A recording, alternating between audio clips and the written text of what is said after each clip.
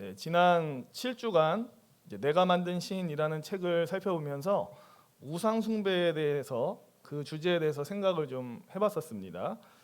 그래서 이번 주부터 뭘 해야 될까 고민을 하다가 책 한 권만 더 또 수요 예배를 통해서 나누고 그 다음에는 성경 강해를 하든지 그렇게 하면 좋을 것 같다는 생각이 들었습니다.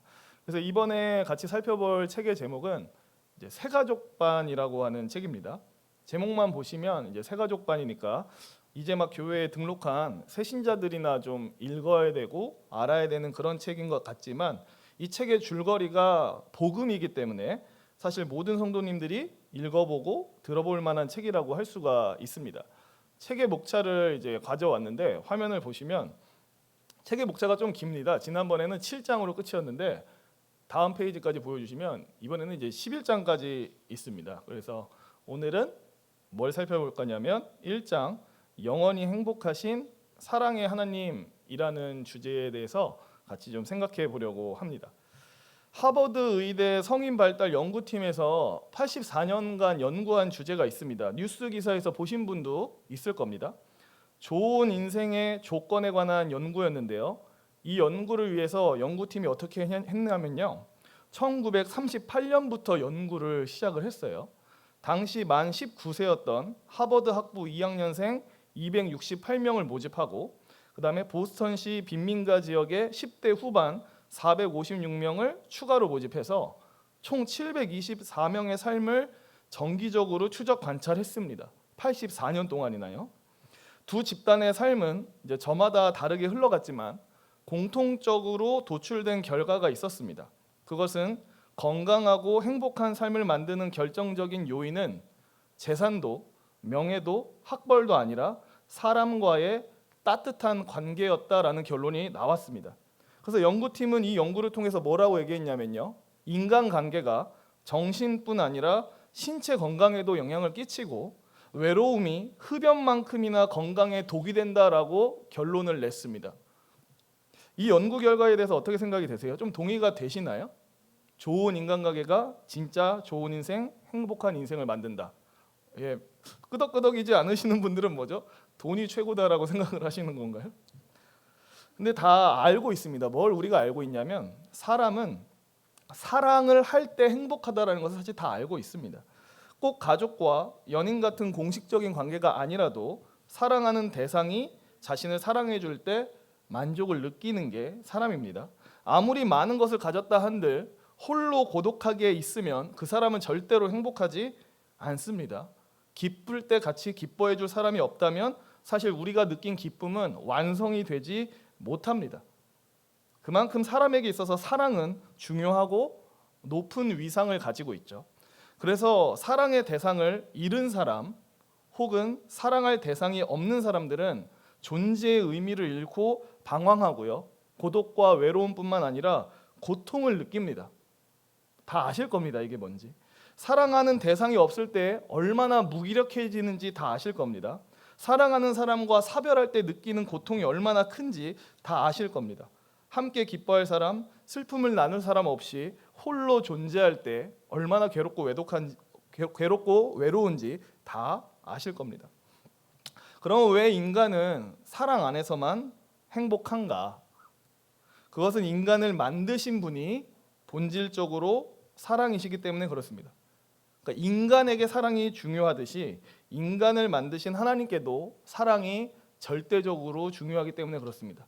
그 하나님이 우리를 만들어 놓으셨기 때문에 우리에게 있어서 사랑이 굉장히 큰 자리를 차지하고 있다는 거죠.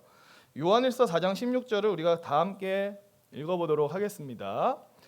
하나님이 우리를 사랑하시는 사랑을 우리가 알고 믿었노니 하나님은 사랑이시라. 사랑 안에 거하는 자는 하나님 안에 거하고 하나님도 그의 안에 거하시느니라. 아멘.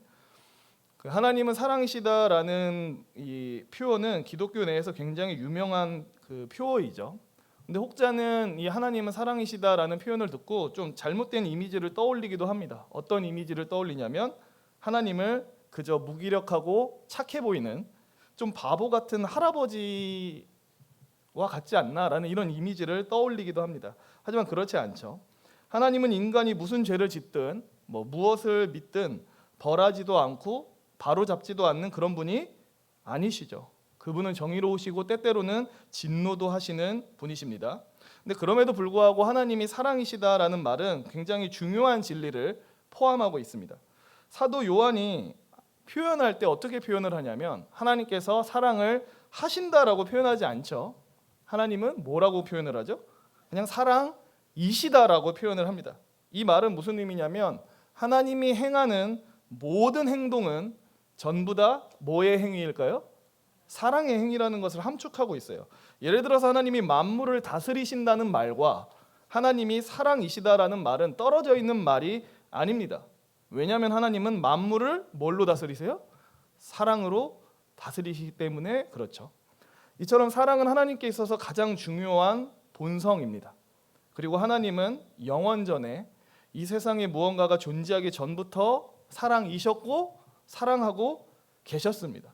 그분이 사랑이시니까요. 그래서 자연스럽게 질문이 따라옵니다. 아니 아무것도 존재하지 않았을 때 하나님은 과연 누구를 사랑하고 계셨는가? 사실 이 주제에 대해서는 제가 설교 기회가 있을 때 종종 하기도 했지만 또 새롭게 듣는다라는 생각으로 들으시면 좋을 것 같습니다.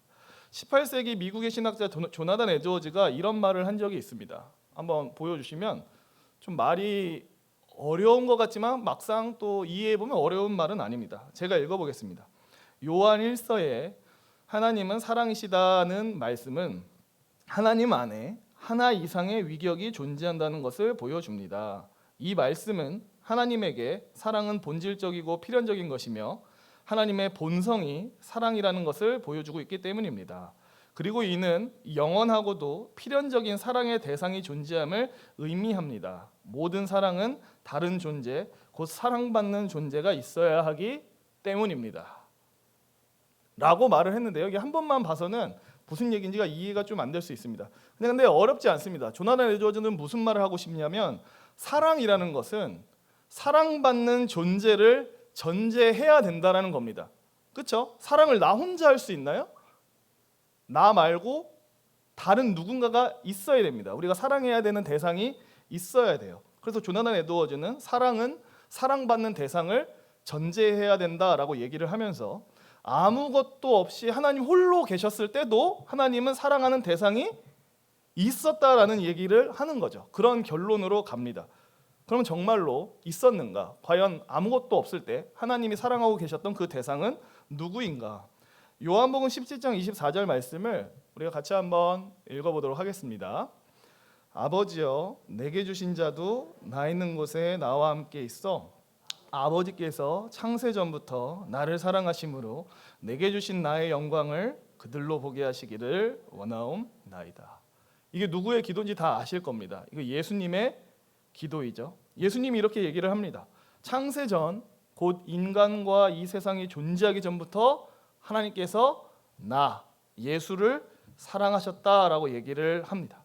하나님은 영원 전부터 하나님의 아들인 예수님을 사랑하고 기뻐하셨죠. 하나님은 세례를 받고 올라오시는 예수님을 향해서 이렇게 선포하셨습니다. 이는 내 사랑하는 아들이요 내 기뻐하는 자라. 그러니까 그렇게 선포할 만큼 하나님은 예수님을 향해서 넘치는 기쁨과 사랑을 갖고 계셨다라는 거죠. 그리고 하나님의 사랑을 받는 예수님 역시 하나님을 사랑하셨는데요. 요한복음 14장 31절에 보면 이렇게 나와 있습니다. 오직 내가 아버지를 사랑하는 것과 아버지께서 명하신 대로 행하는 것을 세상이 알게 하려 함이로라. 여기까지만 읽어도 될 것 같습니다.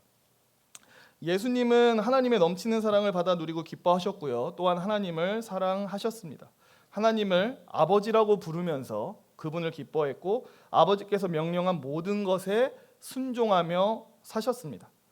그래서 여기까지 살펴보면서 우리가 알 수 있는 것은 영원 전부터 아버지와 아들은 서로를 지극히 사랑하고 기뻐하셨다는 것을 알 수 있습니다. 우주와 지구와 인간과 천사가 존재하지 않았을 때에도 하나님 외에 아무 존재도 없었을 때에도 하나님은 사랑을 하셨고 사랑이셨던 것이죠.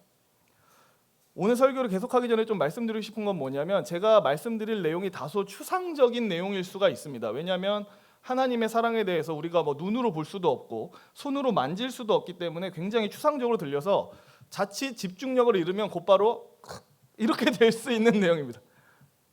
지금이 피곤하실 시간이긴 하지만요. 약간 이때가 약간 슬슬 잠 올 때죠. 좀 힘을 내주시라는 말씀을 드리고 싶습니다. 추상적이고 모호하지만 중요한 얘기이기 때문에 그렇습니다. 네, 만약에 우리가 이제 삼위일체에 대해서 알지 못했다면 지금 제가 하는 얘기가 이게 무슨 말인가 싶을 수가 있습니다. 하지만 이 자리에 계신 분들은 모두 삼위일체에 대해서 알고 계시죠. 성부와 성자, 성령 이 세 위격이 온전한 하나를 이루고 계시다. 이것이 우리가 믿는 하나님의 아주 신비로운 존재 방식입니다. 만약에 하나님이 단 하나의 위격만 갖고 계신 분이라고 생각을 한다면 하나님과 예수님이 서로 사랑하셨다라는 말을 사용할 수가 없죠. 하나의 위격만 갖고 계시다면요. 하지만 우리가 믿는 하나님은 몇 개의 위격을 갖고 계십니까? 세 개의 위격을 갖고 계시기 때문에 서로가 사랑을 했다라는 말이 성립이 가능합니다. 계속해서 아버지 하나님과 아들 하나님의 사랑을 설명하기 위해서 우선 아버지 하나님에 대한 얘기를 좀 더 하도록 하겠습니다. 교회를 다니는 저나 성도님들은 하나님을 부를 때 아버지라고 부르죠. 근데 이것은 다른 종교에는 없는 굉장히 독특한 특징입니다. 자기가 믿는 신을 아버지라고 부르면서 친근하게 대하는 종교가 기독교 외에는 없어요. 그러면 왜 성경은 하나님을 아버지라 부르는가에 대해서 생각해 볼 필요가 있습니다. 왜 성경은 하나님을 아버지라고 부를까요? 우리가 하나님을 아버지로 모시고 있으니까 성경이 하나님을 아버지라고 부르는 걸까요? 왠지 그럴 것 같은데 사실은 그렇지가 않습니다. 성부 하나님은 우리가 없을 때에도 아버지셨어요. 그러니까 우리가 아버지라고 불러드리지 않아도 우리가 없을 때부터 하나님은 계속 아버지셨습니다. 우리 인간이 있기 전부터요. 왜 성부 하나님은 아버지신가? 그 이유를 다음 구절이 밝히는데 에베소서 1장 3절에 보면 찬송하리로다 하나님 곧 우리 주 예수 그리스도의 아버지께서 이렇게 얘기를 하고요. 골로새서 1장 3절에 보면 우리가 너희를 위하여 기도할 때마다 하나님 곧 우리 주 예수 그리스도의 아버지께 이렇게 말을 하고요. 베드로전서 1장 3절에 보면 우리 주 예수 그리스도의 아버지 하나님을 찬송하리로다 이렇게 얘기를 합니다. 혹시 좀 이제 답을 아시겠나요? 왜 하나님을 아버지라고 부를까요? 우리가 그분을 아버지라고 불러드리고 있기 때문에 그분이 아버지인 건가요? 아니죠. 우리가 그분을 아버지라고 불러드리지 않아도 그분이 예수님, 곧 성자 하나님의 아버지시기 때문에 그분은 아버지인 겁니다. 그러니까 성부와 성자 간의 관계 때문에 아버지라고 불리는 거예요. 그리고 예수님은 성부의 아들이시기 때문에 아들이라고 불리는 겁니다. 특별히 성부 하나님이 아버지라고 불리는 이유가 있습니다. 왜 성부 하나님이 아버지라고 불리냐면 그분이 사랑의 원천이자 셈이자 출발이시기 때문에 그렇습니다. 생각을 좀 해볼게요. 아버지와 아들이 있습니다. 누가 먼저 사랑하죠? 아버지가 먼저 사랑합니다. 아버지가 먼저 사랑하고 그 다음에 아들은 그 아버지의 사랑에 반응을 하죠. 그래서 이처럼 성부 하나님이 성자 예수님을 먼저 사랑하십니다. 그분이 사랑의 원천이고 셈이고 시작입니다. 그래서 우리는 그분을 아버지라고 불러요. 그리고 예수님이 아들이신 이유는 그분이 사랑을 받으시는 분이고 아버지의 사랑을 받아서 기쁨으로 되돌려드리는 분이기 때문에 그분을 아들이라고 부르는 겁니다. 지금까지의 내용을 정리하자면 성부 하나님과 성자 하나님은 동등하고 완전한 하나님이시지만 성부는 사랑의 출발과 근원이시고요. 성자는 성부로부터 받는 사랑을 기뻐하고 반응하시는 분이십니다. 그래서 우리가 알 수가 있죠. 성부와 성자는 영원전부터 지금까지 서로를 사랑하고 계시다. 근데 제가 지금까지는 이제 성부와 성자만 언급을 했으니까 뭔가 하나가 빠진 느낌이 있습니다. 뭐가 빠졌죠? 네, 성령님이 빠지셨습니다. 근데 성령님을 빼뜨릴 수가 없는 게 성부 하나님이 성자를 사랑하실 때는 성령님을 통해서 사랑하시기 때문에 우리가 성령님을 빼놓을 수가 없습니다. 오늘 본문이었던 마태복음 3장 16절 17절을 다시 한번 우리가 읽어보도록 하겠습니다. 시작. 예수께서 세례를 받으시고 곧 물에서 올라오실새 하늘이 열리고 하나님의 성령이 비둘기같이 내려 자기 위에 임하심을 보시더니 하늘로부터 소리가 있어 말씀하시되 이는 내 사랑하는 아들이요 내 기뻐하는 자라 하시니라. 저와 성도님들이 매우 잘 알고 있는 구절이죠. 성자 예수님이 세례를 받고 올라오시니까 하늘에서 뭐가 내리냐면 성령께서 비둘기와 같이 온유하고 사랑이 넘치는 모습으로 임합니다. 그리고 나서 무슨 소리가 들리냐면 하늘로부터 성부 하나님의 음성이 들리죠. 이는 내 사랑하는 아들이요 내 기뻐하는 자라. 근데 이 순서를 잘 보시면 내가 너를 사랑한다라는 음성이 들리고 성령이 내려온 게 아니에요. 먼저 성령이 내려오면서 사랑한다라는 선포가 시작이 됩니다. 그러니까 우리가 알 수 있는 건 뭐냐면 성부 하나님은 성자를 향해서 사랑을 드러내실 때 성령 하나님을 통해서 자신의 사랑을 표현하신다라는 겁니다. 그러니까 성부의 사랑을 전달하시는 분이 성령이시라는 것을 우리가 알 수가 있죠. 그래서 이 성령님은 성자 예수님이 사역을 하시는 내내 계속해서 같이 하십니다. 왜냐하면 성령 하나님은 성부 하나님의 사랑을 표현하는 분이니까. 예수님이 이 땅에 태어나셨을 때 어떻게 태어나셨는지 다 아시죠? 어떻게 잉태되셨습니까? 성령으로 말미암아 잉태되셨죠. 이는 성부 하나님께서 아예 예수님의 시작부터 성령으로 그분과 함께 하셨다는 것을 잘 보여주죠. 뿐만 아니라 예수님은 자신의 인생 전체를 성령으로 충만한 채 사셨습니다. 누가복음 4장 1절에 보면 예수께서 성령의 충만함을 입어 요단강에서 돌아오사 광야에서 40일 동안 성령에게 이끌리시며 이런 구절이 나오고요. 누가복음 10장 21절에 보면 그때에 예수께서 성령으로 기뻐하시며 이르시되라고 얘기를 합니다. 그러니까 예수님이 뭔가 행동을 하실 때, 사역을 하실 때 항상 성령께서 함께 하셨다는 게 잘 보이죠. 또한 예수님이 이 땅에 계시는 동안 사람들에게 말씀을 전할 때도요. 성령을 통해서 말씀을 전하셨습니다. 요한복음 3장 34절에 보면 하나님이 보내신 이는, 여기서 하나님이 보내신 이는 예수님인 걸 다 아실 겁니다. 하나님의 말씀을 하나니 그 이유가 나오죠. 이는 하나님이 성령을 한량없이 주심이니라.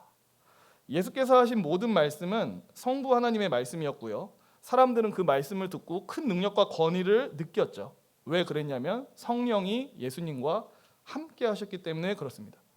뿐만 아니라 예수님은 십자가에 못 박혀 죽임을 당할 때도요. 성령과 함께 하셨어요. 히브리서 9장 14절에 보면 이렇게 나와 있습니다. 하물며 영원하신 성령으로 말미암아 흠없는 자기를 하나님께 드린 그리스도의 피가, 거기 나와 있죠. 예수님이 십자가에 달리실 때도 영원하신 성령으로 함께 하셨다라고 얘기를 하고요. 또 예수님이 십자가에 죽으실 뿐만 아니라 그분이 부활하실 때도 뭘로 부활을 하셨을까요? 성령으로 부활을 하셨습니다. 로마서 1장 4절에 성결의 영으로는 죽은 자들 가운데서 부활하사 능력으로 하나님의 아들로 선포되셨으니 곧 우리 주 예수 그리스도시니라. 여기서 말하는 성결의 영이 성령님을 가리키는 표현이죠. 그래서 지금까지 살펴본 내용을 통해서 우리가 알게 됩니다. 성부 하나님께서는 성령으로 성자 하나님과 함께 하시면서 성령으로 성자 하나님을 사랑하신다라는 겁니다. 이것을 4세기의 교부였던 아우구스티누스가 이렇게 표현을 했는데요. 성부 하나님과 성자 하나님이 성령이라는 이 사랑의 끈으로 서로의 하나됨을 유지하신다라고 얘기를 했습니다. 다시 한번 얘기를 할게요. 성부 하나님과 성자 하나님이 성령이라고 하는 사랑의 끈으로 하나됨을 유지하신다라고 얘기를 했습니다. 이 사랑의 끈이라고 하니까 좀 이해가 되시지 않나요? 아예 안 되시나요? 예, 방금 처음에도 말씀드렸지만 오늘 말씀은 약간만 놓치면 확 이렇게 될 수가 있습니다. 아까도 말씀드렸지만 어떤 면에서 오늘 우리가 나누고 있는 내용이요 다소 추상적이고 모호하게 느껴질 수가 있습니다. 눈에 보이는 현실에 익숙한 우리는 눈에 보이지 않는 세계, 초월적이고 영원한 형이상학적 세계를 생각하거나 이해할 때 어려움을 느끼기 때문에 그래요.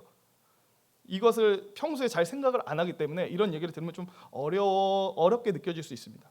그래서 다시 한번 지금까지 나눈 내용을 좀 정리를 하겠습니다. 하나님은 사랑이십니다. 그리고 성부 하나님은요 사랑의 출발이자 원천으로서 성자를 사랑하셨고 성자는 그 성부 하나님의 사랑을 받아서 기뻐하며 그 사랑을 돌려드리는 분이셨습니다. 그리고 성령은 성부와 성자 사이의 사랑의 끈이셨습니다. 그래서 하나님은 태초에 아무것도 없을 때에도요 사랑이셨고 늘 사랑하고 계셨습니다. 그래서 이것을 통해 제가 성도님들에게 전달하고 싶은 결론은 뭐냐면요, 창세 전부터 사랑이셨던 하나님은 이 사랑으로 인해서 영원히 행복하신 분이시라는 사실, 제가 오늘 전달하고 싶은 내용이 이 내용입니다. 그리고 오늘 설교 제목도 그거였죠. 영원히 행복하신 사랑의 하나님. 하나님이 얼마나 행복하셨을지를 우리가 조금이라도 짐작해 보기 위해서 사랑으로 인해 느끼는 기쁨의 단계를 생각해 볼 필요가 있습니다. 사랑으로 인해서 느끼는 기쁨의 단계를 생각하면 하나님이 얼마나 행복하셨을까를 우리가 조금이라도 짐작을 할 수가 있어요. 먼저 사랑의 기쁨을 위해서는 사랑의 대상이 존재해야 됩니다. 사랑하는 자가 있어야 돼요. 사랑의 기쁨을 느끼려면요. 만약에 우리가 어떤 대상에게도 애정을 가지지 않고 있다면 어떤 대상에게도 열의가 없다라는 의미고요. 사실 그것은 어떤 상태냐면 인간에게 주어진 정서적 기능이 제대로 작동하지 않고 있다라는 의미이기도 합니다.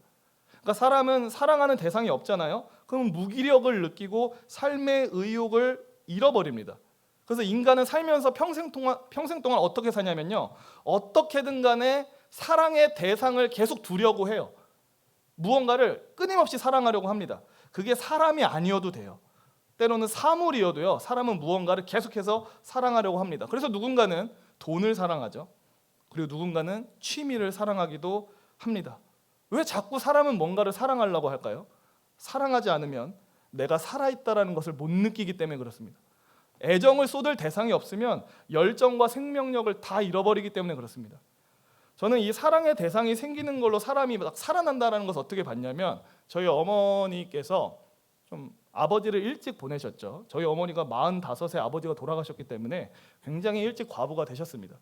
그래서 좀 어느 정도 우울함 속에 사셨어요. 근데 그랬던 어머니가 막 활기가 넘치게 변했던 계기가 있습니다.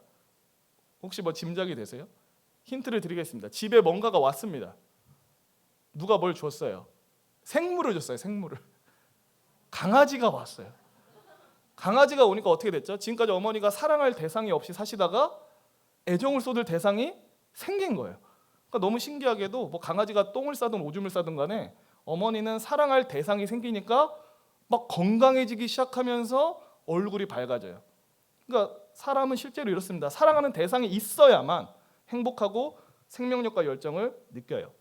두 번째로 더 큰 사랑의 기쁨을 느끼기 위해서는 내가 사랑하는 그 대상이 또한 나를 사랑해 줘야 됩니다. 받아들여져야 됩니다. 예컨대 어떤 사람이 짝사랑에 빠졌다라고 합시다. 상대방이 나를 좋아하지 않아요. 그런데도 짝사랑에 빠지면요. 그 짝사랑에 빠진 사람은 그 사랑하는 사람 때문에라도 그냥 혼자서 열정적이고 생기 있게 변합니다. 때로는 그 짝사랑이 너무 커지면 상대의 마음을 배려하지 않고 막 들이대기도 하죠. 좋아한다는 티를 막 팍팍 내면서. 그러니까 막 엄청 이렇게 생기 있게 변해요. 짝사랑만 하더라도요. 근데 여기서 끝나버린다면 내가 짝사랑하는 그 대상이 나를 사랑해주지 않으면 결국 채워주지 못하고 좌절을 겪게 되죠. 하다 못해 사랑을 쏟는 대상이 취미나 어떤 일이라 하더라도요. 성공하지 못하거나 뭔가가 잘 풀리지 않을 때 사람은 좌절과 스트레스를 겪습니다. 근데 내가 사랑하는 대상이 나에게 사랑으로 반응한다면 어떨까요? 그럴 때 인간은 매우 커다란 행복을 느끼게 되죠. 청혼한 여성한테 승낙받는 남성의 기쁨을 생각해 보셔야 되는데 여기 다 여성분들만 계셔서 저만 생각할 수 있는 부분인데 그러니까 대충 뭔지는 아시죠? 좋아하는 사람한테 고백했는데 그 사람도 나도 사실은 너를 좋아했어, 사랑했어 이렇게 얘기하면 사실 그 순간만큼은 세상을 다 가진 듯한 행복을 느끼게 됩니다. 셋째로 이 사랑하는 대상과의 관계가 지속적으로 쭉 유지될 때 사랑의 기쁨이 커집니다. 왜 사랑하는 남녀는 결혼이라고 하는 지점을 향해서 달려갈까요? 결혼이 인간의 생애 주기에 있어서 달성해야 될 중요한 과업 중에 하나라서 그럴까요? 약간 그런 것 때문에 결혼하는 경우도 있어요. 사람이라면 마땅히 결혼해야지. 그게 인생이 마땅히 치러야 될 과업이니까. 이렇게 생각해서 결혼할 수도 있지만 꼭 그렇지만은 않죠. 사랑하는 남녀가 결혼을 하려는 이유는 둘의 그 사랑의 관계를 어떻게 하고 싶은 겁니까? 앞으로도 계속 쭉 유지하고 싶다라는 표현이잖아요. 그리고 그렇게 쭉 잘 유지할 때 행복하다라는 것을 알기 때문에 그렇게 결혼하려고 하는 겁니다. 물론 성도님들은 난 그렇게 결혼하지 않았는데 라고 얘기하실 수도 있는, 약간 우리 부모님 세대는 좀 연애 결혼 이런 걸 안 하셨을 수도 있기 때문에 그래도 그냥 얘기를 하겠습니다. 그래서 이와 반대의 상황을 마주할 때 인간은 행복을 잃어버리죠. 예컨대 청혼에 성공해서 결혼을 했어요. 근데 결혼한 지 얼마 안 돼서 둘 중 하나가 일찍 죽어버리면 어떻게 되죠? 네, 이건 말로 다 할 수 없는 큰 슬픔과 고통을 느끼고 그냥 지금까지 느꼈던 행복을 싸그리 다 잃어버리게 됩니다. 왜 그러냐면 사랑하는 대상과의 이 사랑의 관계를 지속적으로 유지하지 못하고 좌절했기 때문에 그렇습니다. 그래서 그만큼 사랑하는 대상과의 지속적으로 이 관계를 유지한다는 것은 사랑의 기쁨에 있어서 굉장히 중요한 요소죠. 마지막으로 사랑하는 대상과의 관계가 공동체적으로 정착될 때 사랑의 기쁨이 커집니다. 예를 들어서 두 남녀가 결혼을 약속하고 기뻐했더라도요, 주변의 가족과 친구들이 너희 둘의 결혼은 별론 것 같아, 결혼하지 마 라고 이렇게 반대하면 두 사람이 경험하는 사랑의 기쁨이 온전해질 수가 없습니다. 그 두 사람이 정말로 행복하려면 어떻게 돼야 되냐면 그들의 결혼식에서 모든 사람이 축복과 환호를 보내야만, 그러니까 그 사랑이 공동체적으로 인정받고 정착이 되어야만 그 두 사람의 사랑의 기쁨이 더 커집니다. 그럴 때 사랑의 지속성과 안정감이 더 증가하게 되는 거죠. 이게 이제 사랑의 기쁨을 느끼는 네 가지 단계입니다. 먼저 사랑의 대상이 있어야 된다. 둘째, 내가 사랑하는 대상이 또한 나를 사랑해 줘야 된다.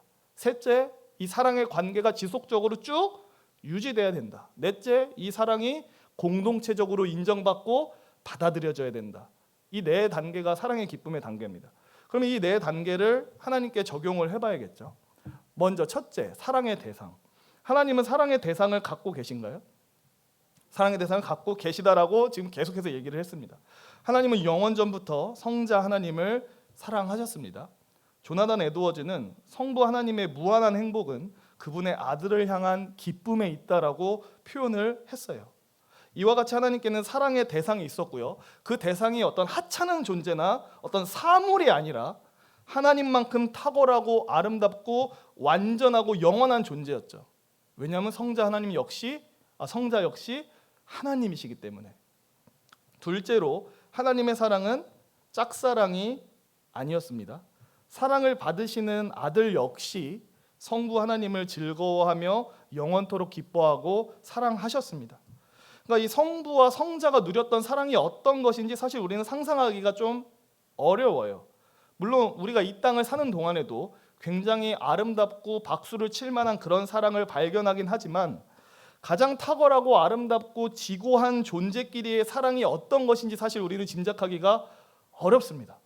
온 우주에서 가장 탁월하고 아름답고 드높은 존재가 서로를 사랑한다. 이 사랑의 크기가 어떤 것인지 그냥 말로는 할 수 있지만 우리는 사실 뭘로 설명하기가 좀 어렵습니다.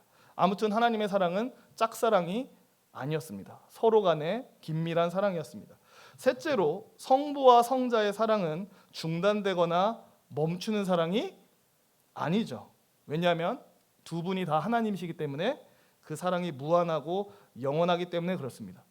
하나님은 우리처럼 유한하지도 않고요, 변하지도 않으시죠. 죽거나 사라지지도 않으시고 서로에게 질리거나 권태를 느끼지도 않으십니다. 한 영원하신 분께서 다른 영원하신 분을 사랑하며 식지 않는 열정으로 계속 타오르시는 거죠. 이 열정은 성부와 성자 안에서 영원하고 무한히 지속되기 때문에 이 성부와 성자께서 사랑으로 느끼시는 행복도 영원하고 무한하다라고 우리가 생각할 수 있습니다. 넷째로 이 성부와 성자의 사랑은 성령님 때문에 공동체적인 성격을 띱니다. 그러니까 성부와 성자의 사랑은 이 둘 사이에만 갇힌 편협하고 좁은 사랑이 아니에요. 성령 하나님 때문에 이 사랑이 이 둘을 넘어서 외부로 흘러 넘치기 때문에 그렇습니다. 제가 앞서 말씀드렸죠. 성령 하나님은 성부와 성자의 사랑의 끈이라고. 근데 이 성령 하나님은 단순히 성부와 성자만을 연결하시는 분이 아닙니다. 이 성령 하나님은 또한 누구를 연결하는 분이냐면 그 하나님이 창조하신 피조물, 특별히 하나님을 믿는 그분의 자녀들도 연결하시는 사랑의 끈이세요. 로마서 5장 5절이 이걸 얘기를 하죠. 우리 같이 한번 읽어보도록 하겠습니다. 시작. 소망이 우리를 부끄럽게 하지 아니함은 우리에게 주신 성령으로 말미암아 하나님의 사랑이 우리 마음에 부은 바 됨이니. 아멘. 여기서 얘기를 하죠. 성령으로 말미암아서 하나님의 사랑이 우리 마음에 부어진다. 그러니까 이 사랑의 끈이신 성령 하나님은 성부와 성자만을 연결하는 게 아니라 우리 또한, 저와 여기 있는 성도님들 또한 다 연결을 한다라는 겁니다. 그래서 우리는 알게 되죠. 성부와 성자의 사랑은 두 위격 안에 갇혀 있는 편협한 사랑이 아니라 제3자에게까지, 공동체에까지 연결되는 드넓은 사랑이라는 것을 우리가 알게 됩니다. 그래서 결론을 낼 수가 있습니다. 우리가 믿는 삼위일체 하나님은 본질적으로 사랑이시고, 그렇기 때문에 무한히 행복하신 분이시다. 디모데전서 6장 15절에 하나님을 이렇게 표현을 합니다. 제가 혼자 읽도록 하겠습니다. 기약이 이르면 하나님이 그의 나타나심을 보이시리니 하나님은 복되시고 유일한 주권자시며 만왕의 왕이시며 만주의 주시오. 여기서 복되시다라고 번역된 단어가 마카리오스라고 하는 단어인데, 이 단어는 사실 어떻게 번역을 하면 좀 더 이해가 되냐면 행복하다라고 번역하면 더 이해가 됩니다. 우리가 그 잘 알고 있는 팔복도 사실 이 단어인 거죠. 심령이 가난한 자는 복이 있나니. 근데 사실 그것도 심령이 가난한 자는 행복하나니라는 뜻이거든요. 그러니까 여기서 얘기를 하죠. 디모데전서 6장 15절에서 하나님은 행복하시고 유일하신 주권자이시며 만왕의 왕 만주의 주시다라고 얘기를 합니다. 한번 상상을 좀 해보시길 바랍니다. 좋은 것을 볼 때마다 자주 생각나고 가까이 하고 싶은 사람이 생겼을 때 느끼는 그 두근거림, 그리고 그 사람의 마음이 내 마음과 같다라는 것을 확인했을 때 느끼는 만족과 기쁨, 그리고 죽는 날까지 하나가 될 것을 약속하고 서로를 누릴 때 경험하는 환희, 그리고 공동체의 환영 가운데, 사랑과 축복 가운데서 그 사랑의 열매를 맺었을 때의 감동. 그러니까 우리 인간도 이 조건이 충족되면 굉장히 행복할진데, 탁월하고 아름답고 무한한 사랑으로 영원히 사랑하시는 하나님이 얼마나 행복하셨을지 참 우리가 짐작하기가 어렵습니다. 말씀을 마치도록 하겠습니다. 오늘 설교 들으시면서 이런 생각이 드는 분이 있을 수도 있습니다.